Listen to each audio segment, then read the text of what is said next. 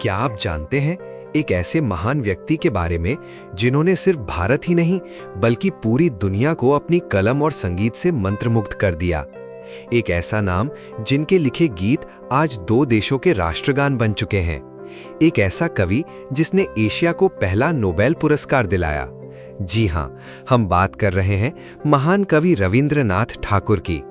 आज के इस वीडियो में हम जानेंगे उनके जीवन की पूरी कहानी, संघर्ष, सफलता और प्रेरणा से भरी हुई। रविंद्रनाथ ठाकुर, जिन्हें प्यार से गुरुदेव कहा जाता है, भारत के महान कवि, साहित्यकार, संगीतकार और दार्शनिक थे। उनका जन्म 7 मई 1861 को कोलकाता, पश्चिम बंगाल में एक प्रतिष्ठित बंगाली परिवार में हुआ था। उनके पिता का नाम देवेंद्रनाथ ठाकुर और माता का नाम शारदा देवी था।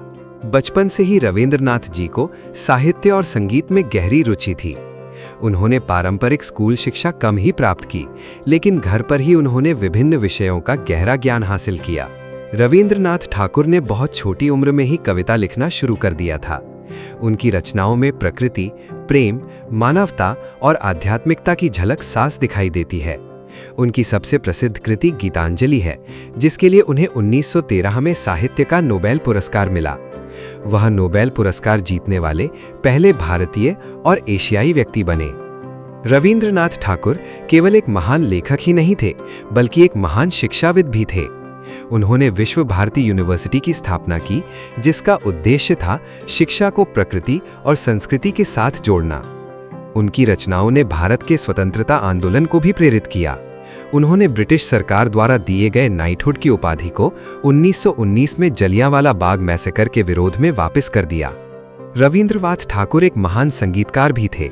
उन्होंने 2000 से अधिक गीतों की रचना की, जिन्हें रविंद्र संगीत कहा जाता है। भारत का राष्ट्रगान जन गण मन और बांग्लादेश का राष्ट्रगान आमार सोनार बांग्ला भी उन्हीं की रचना है। उनका जीवन सादगी, ज्ञान और मानवता का प्रतीक था। उन्होंने हमेशा समाज में प्रेम, शांति और एकता का संदेश दिया।